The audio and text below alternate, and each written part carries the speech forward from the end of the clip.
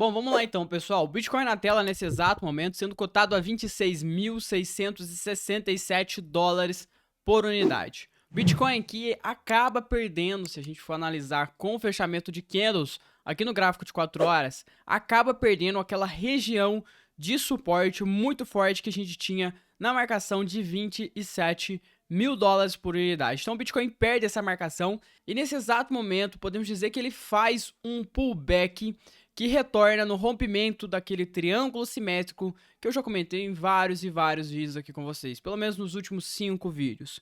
Bom, a gente está acompanhando esses movimentos de preço desde o rompimento deste triângulo simétrico superior, onde a gente tinha formado um padrão ombro, cabeça, ombro, e que a gente aguardava uma confirmação desse padrão com um rompimento para baixo.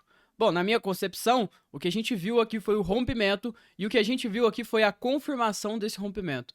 Então, na minha concepção, de fato, a tendência natural do mercado é continuar caindo, vindo buscar regiões de 25 a 24 mil dólares por unidade. Confirmação essa que eu acredito que vai ser ainda mais precisa quando o mercado perder esse primeiro fundo aqui do candle de 4 horas, lá na região, deixa eu mostrar para vocês, lá na região de 26.578 dólares por unidade. Porque se ele perder esse fundo, esse primeiro fundo aqui no gráfico de 4 horas, provavelmente ele vai esticar mais. Isso deve acontecer provavelmente amanhã, porque naturalmente hoje e amanhã é final de semana, então o mercado volta à tona a partir de amanhã, depois das 7 horas da noite. Por que isso, Marcos? Porque algumas bolsas de Forex começam a abrir, alguns índices também começam a abrir, e isso influencia diretamente o Bitcoin. Marcos, como assim alguns índices começam a abrir? Alguns índices asiáticos, como por exemplo o índice chinês. E aí, turma, o que que rola, né? O que que a gente tá esperando? O que que eu tô esperando? Primeiramente, deixa eu mostrar pra vocês que o rompimento do triângulo simétrico com a conformação de pullback dá a entender exatamente a continuação desse movimento de queda. Então o mercado ele vem fazendo aquilo que a gente conhece como topos e fundos descendentes. Então aqui a gente tem um topo, aqui a gente tem um topo, aqui a gente tem um topo, e perceba que cada novo topo ele é abaixo do topo anterior. Isso aqui é característica de tendência de baixa. E atualmente a gente continua nessa característica de tendência de baixa. Então, o natural seria o mercado continuar com esse movimento de queda. A gente pode utilizar de algumas ferramentas para tentar prever esse movimento e tentar prever as próximas ondas de queda no mercado. Tem algumas ferramentas aqui no TradingView que são muito interessantes. Por exemplo, esse padrão de barra. Eu posso pegar aqui o padrão de barra dessa última queda e ampliar ele para baixo. E aí eu tenho alguma coisa parecida com esse movimento que vem até 25.404 dólares.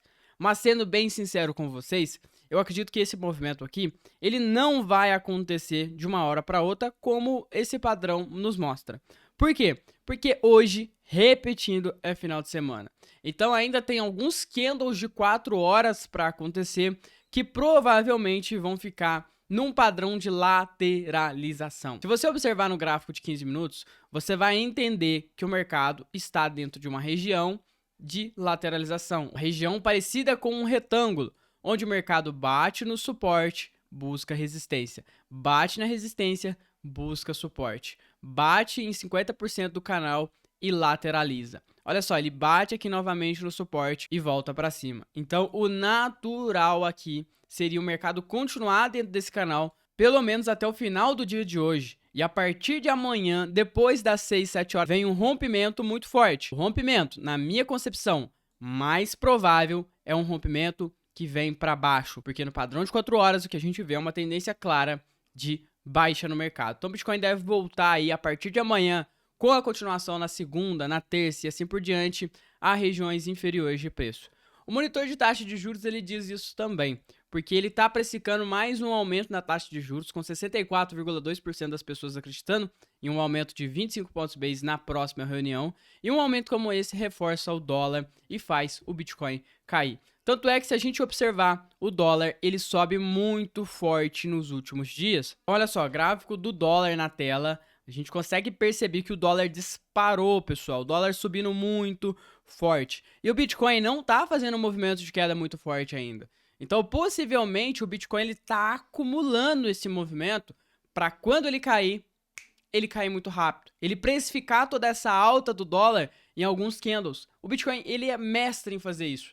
Ele vê os índices subindo, ele não sobe, ele fica lateral. De repente, bum, Bitcoin precifica a subida dos índices de uma vez só, e ele sobe muito. Da mesma maneira na queda. Então o Bitcoin vendo o STX subindo, ele ainda não está caindo da maneira que deveria.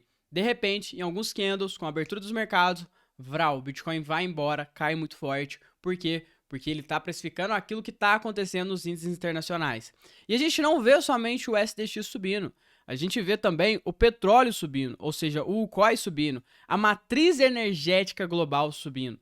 A gente tinha desenhado esse triângulo simétrico e olha o rompimento do triângulo simétrico, olha o pullback no triângulo simétrico e agora a continuação do movimento de alta. Então, por que o petróleo está subindo? Naturalmente, o preço das coisas sobe, do petróleo sobe, porque o mercado está com medo de alguma coisa. O dólar e o petróleo normalmente sobe quando o mercado está com medo de algum evento. E eu consigo perceber que o petróleo já sobe para o segundo ganho semanal em meio à contusão da inflação. Então a gente viu o aumento da inflação nessa última semana, a inflação do consumo pessoal e citação errada sobre a Rússia. Então tem muita coisa na geopolítica que está influenciando preços dos commodities, do petróleo e do dólar. O medo está se instaurando. A taxa de juros, ela está sendo precificada, mais um aumento da taxa de juros. Ou seja, o mais natural para o Bitcoin no curto prazo, no médio prazo, seria uma queda, precificando tudo isso que está acontecendo no cenário global. Lembra que eu te mostrei lá no gráfico do petróleo um pullback no triângulo simétrico? Olha só o movimento que a gente já vem cantando aqui para vocês há algum tempo. Um pullback no triângulo simétrico. Tá? Então é esse movimento que eu acredito que vai acontecer. Bom, pessoal, o vídeo de hoje não vai ser muito longo, vai ser um vídeo mais curto, passando a visão. Hoje o mercado, então, tende a ser um mercado mais lateral, um mercado sem volume, porque as bolsas estão fechadas, porque os índices estão fechados. Mas a partir de amanhã, às 6 horas da tarde, naturalmente as coisas começam a andar com mais força, com mais volatilidade. E o movimento mais provável é uma queda, então, no Bitcoin. Mas vamos tomar cuidado, porque se fechar acima agora dessa região de 27 mil dólares, começa a ficar perigoso essas vendas. Então, sempre utilize stop. Bom, esse foi o vídeo de hoje. Se você gostou, não esquece de se inscrever no canal, deixa o like no vídeo, comenta aqui embaixo pra mim, será que realmente vai vir uma queda? Porque o petróleo diz isso, o dólar diz isso e a tensão geopolítica diz isso. Mas será que o Bitcoin vai responder dessa maneira? É uma dúvida, é uma questão que a gente precisa discutir, que a gente precisa conversar sobre. Bom, até o próximo vídeo, pessoal. Um forte abraço, falou, valeu, é nóis!